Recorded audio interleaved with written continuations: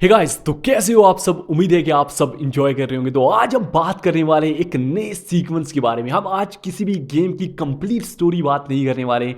आज हम डिस्कस करेंगे एक स्टोरी के बारे में। आपको बहुत मज़ा आने वाला है स्टोरी के अंदर, जो कि होने वाली है कि कैसे क्रेटोस एक नॉर्मल मोर्टल इंसान कैसे बनता है गॉड ऑफ वार। तो इस स्टोरी में आपको बहुत ज़्यादा मज़ा आने वाला है। एकदम से हम स्क्रैच से बताने वाले हैं कि कैसे क्रेटोस एक गॉड ऑफ वार बन जाता है, वो भी एक नॉर्मल ह्यूमन बींग होके भी। तो इसमें ना आपको अगर इस गेम्स के थ्रू आप इस स्टोरी को फॉलो करने जाओगे तो आपको पता है क्या होगा, क्योंकि मैक्सिमम ये जो स्टोरी है ये आपको फ्लैशबैक्स में दिखाई जाएगी। तो अगर आपको समझ ना आए तो आपको गेम्स को खेलना होगा वो उस तरीके से ताकि आपको स्टोरी समझ में आए।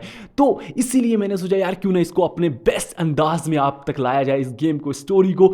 तो चलिए यार शुरू करेंगे, लेकिन उससे पहले यार वीडियो को लाइक कर देना, चैनल को सब्सक्राइब जरूर से कर देना, क्योंकि अभी हम स्टार्टिंग फेज में। मुझे पता है यार स्टोरी गेम्स में मैं अगर आपको स्टोरी नरेट कर रहा हूँ, आपको एक्सप्लेन कर रहा हूँ, तो उसमें ये सब बोलना अच्छी बात नहीं है, मज़ा ख़राब होता है। लेकिन यार हम स्टार्टिंग फेज में तो लाइक और सब्सक्राइब तो करना बनता है ताकि हम और भी अच्छी ऑडियंस तक पहुंच पाए। तो थैंक यू। चलिए यार हम अब अपनी स्टोरी के ऊपर बढ़ते हैं। ये कहानी शुरू होती है एक जगह पे, जिस जगह का नाम है स्पार्टा। और इस स्पार्टा देश का एक सिंपल सा कानून है, या फिर आप ताकतवर बनो। बचपन से ही छोटे छोटे बच्चों को ट्रेन किया जाता है सिर्फ जंग के लिए, और अगर किसी के दिल में थोड़ा सा भी रहम आता है तो वो कमज़ोर कहलाया जाता है, और कमज़ोर को जीने का कोई हक नहीं है। और इसी दौरान में यहाँ इसी स्पार्टा लेन के ऊपर दो बच्चे पैदा होते हैं। एक का नाम है क्रेटोस और दूसरे का नाम है डायमोस। और ये दोनों भाई है, और इन दोनों भाइयों को बाकी दुनिया से अलग बनाता है इनकी बॉडी के ऊपर एक स्पेशल टाइप का मार्क। और अब इसी दौरान में एक प्रोफेसी छा जाती है गॉड्स के बीच में कि जो एक बच्चा पैदा हुआ है जो सारे गॉड्स को मार देगा और इनकी लैंड जिसका नाम है ओलंपस उसको डिस्ट्रॉय कर देगा। और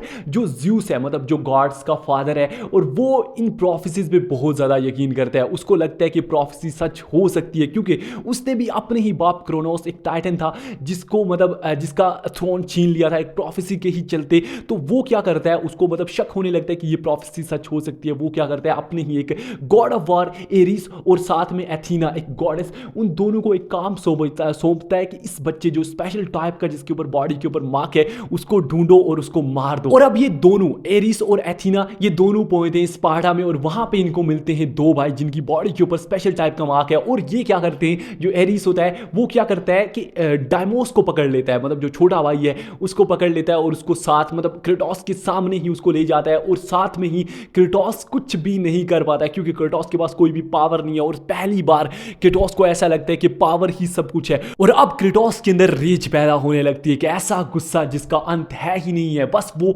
वायलेंट मर्सीलेस बन जाता है। और अब वो स्पार्टन आर्मी को ज्वाइन करता है। बचपन से एक के बाद एक लड़ाई, एक के बाद एक जंग, और देखते ही देखते वो अपनी ही स्पार्टन आर्मी का जनरल बन जाता है। और इतना ब्रूटल, इतना मर्सीलेस कि वो बच्चों को, बूढ़ों को, किसी को नहीं छोड़ता है, बस मारता ही रहता है, मारता ही रहता है। और इसकी एक भी, अब इसकी फैमिली भी है क्रेटोस की, एक बीवी, एक बच्ची।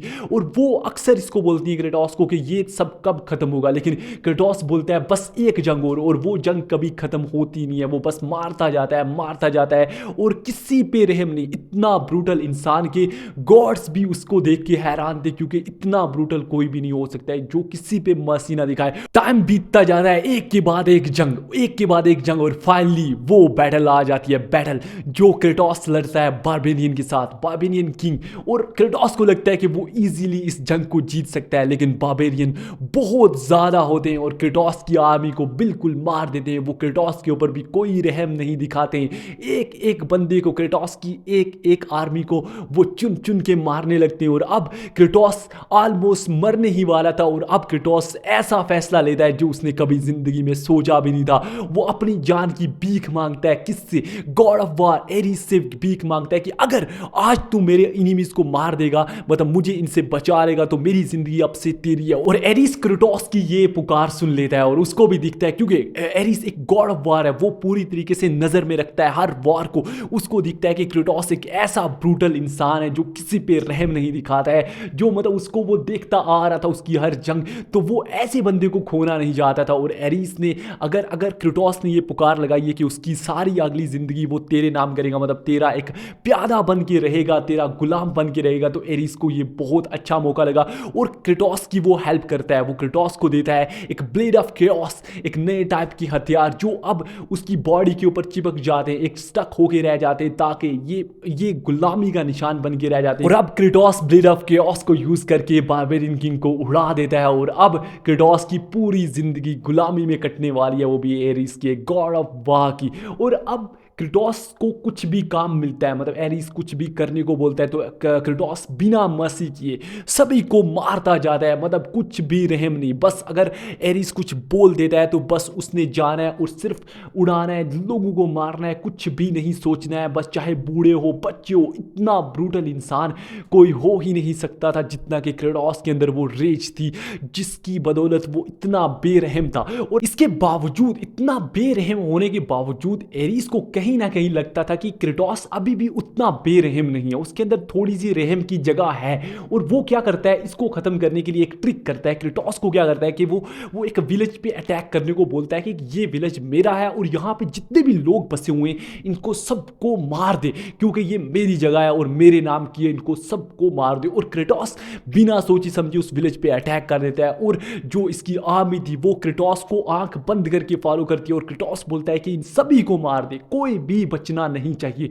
और वो आग लगा देते हैं गांव में और पूरी तरीके से बूढ़े बच्चे क्रेटोस सबको मारता जाता है, मतलब किसी पे रहम नहीं। और वहीं पे इसी गांव के बीच में एक मंदिर होता है, एक टेंपल होता है और उसके बाहर मतलब उसकी एक औरत होती है, वो उसको अंदर जाने से रोकती भी है क्रेटोस को, ओरेकल जो कि अंदर जाने से रोकती भी है, लेकिन क्रेटोस मानता नहीं है। वो क्रेटोस को बोलती भी है जो अंदर होने वाला है उसके बाद वो बहुत ही ज़्यादा भयानक होने वाला है, तुझे चाहिए कि तू अंदर ना जाए। लेकिन क्रेटोस सुनता नहीं है, उसको लगता है कि मैं ही सब कुछ हूँ, मुझसे बड़ा बेरहम कोई और हो ही नहीं सकता। वो मंदिर के अंदर घुसता है और अंदर जितने भी लोग उसके सामने आते जाते हैं वो सबको मारता है और अंदर थोड़ा थोड़ा धुआं होता है और वो इतनी देर में 2 सर उड़ा देता है लगातार कंटिन्यूसली। और जब धुआं क्लियर होता है और उसको दिखता है कि सामने उसकी बेटी और उसकी बीवी पड़ी होती है और उसने अपनी ही बीवी और बच्ची को मार देता है। और ये वो पहले सोचता है कि ऐसा कैसे हो सकता है, ये तो स्पार्टा में होनी चाहिए, यहाँ पे कैसे है। और इतनी देर में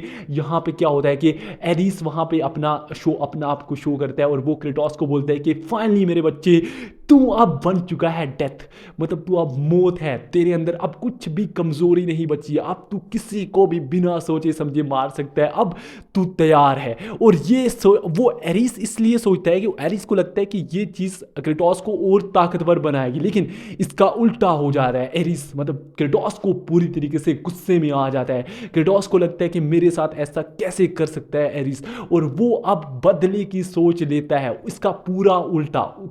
एरिस को लगता था कि वो अब और ज़्यादा मेहनती हो जाएगा और ज़्यादा बेरहम होगा, लेकिन इसका उल्टा हो जाता है, क्रेटोस एरिस के ही खिलाफ हो जाता है। लेकिन अब क्रेटोस एक नॉर्मल इंसान है, वो किसी भी गॉड को तो नहीं मार सकता है, मतलब अपनी पावर से गॉड को तो नहीं मार सकता है। इसीलिए क्रेटोस क्या करता है कि बदले के लिए वो क्या करता है, सीधा अपना समर्थन चेंज कर देता है, वो गॉड ऑफ ओलंपस की तरफ हो जाता है। उनको बोलता है कि अगर तुम मुझे एरिस को मारने का तरीका बताओगे तो मैं तुम्हारी गुलामी करूंगा। और लगातार वो उनकी गुलामी करता है, गॉड ऑफ ओलंपस एथीना की गुलामी करता है और बाकी सारे जितने भी गॉड्स हैं उनकी गुलामी करता रहता है, बस इसलिए कि वो एरिस को, उसको कोई भी तरीका मिले जिससे वो एरिस को मार सके। और क्योंकि एरिस भी अब अपने गॉड्स को, मतलब जो गॉड ऑफ ओलंपस है उनके खिलाफ हो चुका था, वो अब उनकी जो सीरीज थी उनको डिस्ट्रॉय करने लगता था, तो वो इजीली इस बात पे मान भी जाते हैं कि एरिस को मारने का तरीका हम तुम्हें बताएंगे।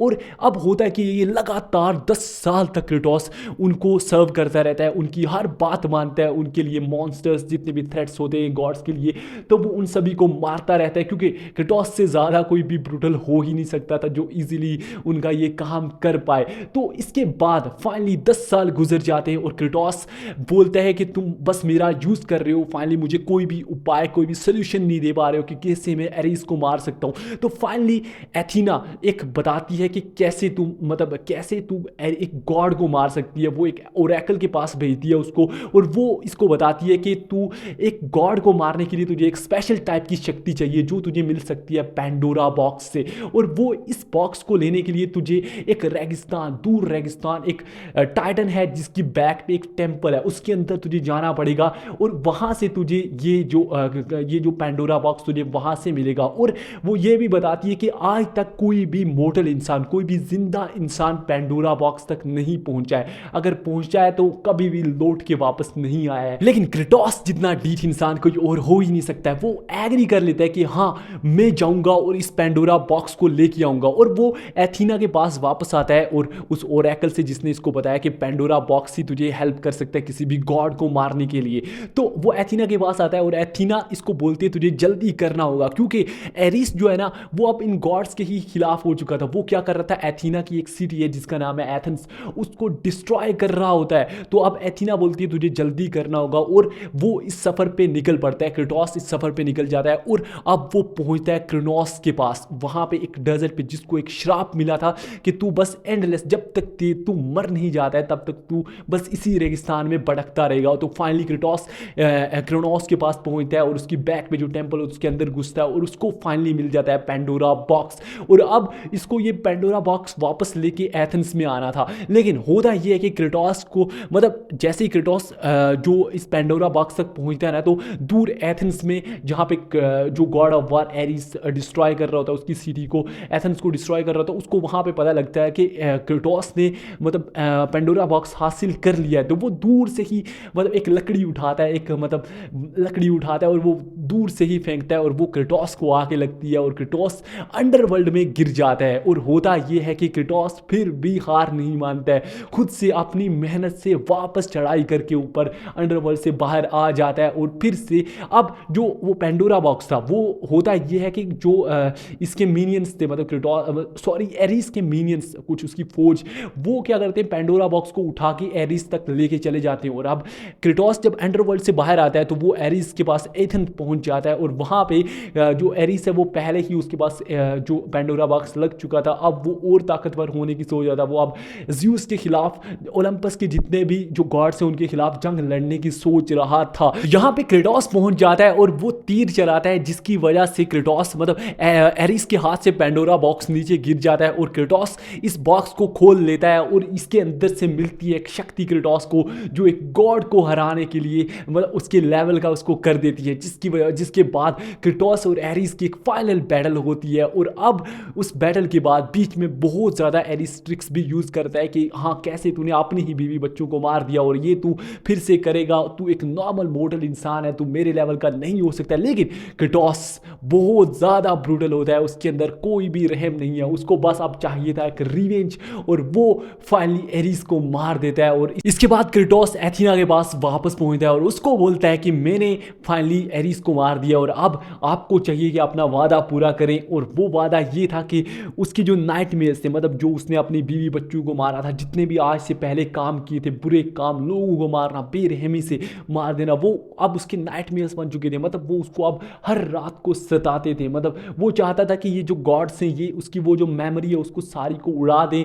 और अब ताकि ये सब उसकी लाइफ से ख़त्म हो जाए। लेकिन गॉड्स उसको बोलते हैं कि एथीना उसको बोलती है कि ऐसी कोई भी शक्ति नहीं है जो तेरे ये जो कार्ड है तेरे दिमाग से हटा पाए, लेकिन हाँ तेरे जो ये जो जुर्म है ना इन सबको हम माफ़ ज़रूर कर सकते हैं। लेकिन क्रेटोस को अब इन नाइटमेयर्स को ख़त्म करने का सिर्फ एक ही तरीका मिला। क्रेटोस सोचते हैं कि मुझे अब अपनी ही लाइफ दे देनी चाहिए, मुझे मर जाना बेहतर रहेगा ताकि ये जितने भी नाइटमेयर्स हैं ये ख़त्म हो जाए। और क्रेटोस सबसे ऊंची चोटी पे, जो उस टाइप की मतलब एथेंस की सबसे ऊंची चोटी पे पहुंच जाता है और वहाँ से नीचे छलांग लगा देता है और मरने के लिए ही जा रहा था, लेकिन उसको एथीना वापस बचा लेती है और वो बोलती है कि इतना पावरफुल इंसान को हम ऐसे ही नॉर्मली मरने नहीं दे सकते हैं। और वो उसको ऑफर करती है क्रेटोस को जो गॉड ऑफ वार की चेयर, मतलब अब वो बोलती है कि ओलंपस में एक गॉड की कुर्सी खाली है और वो तेरे लिए सबसे परफेक्ट रहेगी। और क्रेटोस फाइनली उसको एक्सेप्ट भी कर लेता है और फाइनली क्रेटोस बन जाता है गॉड ऑफ वार। तो इस जर्नी के बाद क्रेटोस के दो नाम और पड़ जाते हैं। एक नाम जिसका नाम है गॉड किलर, क्रेटोस को बुलाया जाता है इसके बाद गॉड किलर, क्योंकि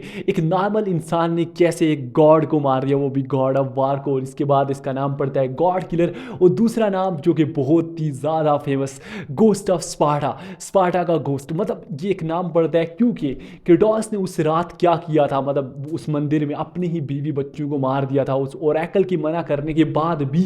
लेकिन अब होता यह है कि यही ओरेकल इसको श्राप देती है कि ये जो एशेज हैं तेरी और बीवी और बच्ची की, ये तेरी बॉडी के साथ हमेशा चिपकी रहेंगी। और वो इसी की वजह से क्रेटोस की जो स्किन है वो वाइटिश मतलब ऐश टाइप की हो जाती है, और जो ऐश अपनी बीवी और बच्ची की इसकी बॉडी के साथ चिपक जाती हैं, और ताकि ये हमेशा से इस दिन को भूल ना पाए कि इसने इस रात को क्या किया था। था और इसी की बाद क्रेटोस का नाम पड़ जाता है गोस्ट ऑफ स्पार्टा। तो फाइनली ये कहानी यहाँ पे समाप्त होती है, मतलब इसको हम यहाँ पे ही रोकते हैं। और अगर आपको इसके बाद की भी स्टोरी जाननी है तो वीडियो को लाइक कर देना, चैनल को सब्सक्राइब कर देना। इसके बाद कैसे वो जो प्रोफेसी थी उसके ऊपर हम क्रेटोस ने कैसे अमल किया, कैसे ओलंपस के साथ उसकी दुश्मनी हुई क्योंकि अब तो वो उनका ही एक मेंबर है, मतलब गॉड ऑफ वार है, फिर कैसे ऐसा हुआ तो सब कुछ। उसके बाद क्या वो डायमोस से मिलता है, क्या डायमोस मर गया था या फिर उससे मिलता, अपने भाई से मिलता है जो बिछड़ा था बचपन में ही, वो सब कुछ हम अगले पार्ट में डिस्कस करने वाले हैं। लेकिन अगर आपको वीडियो पसंद है वीडियो को लाइक कर देना, चैनल को सब्सक्राइब कर देना और मिलती है अपनी अगली किसी नेक्स्ट वीडियो के अंदर। तब तक एंजॉय कीजिए, हैव अ नाइस डे।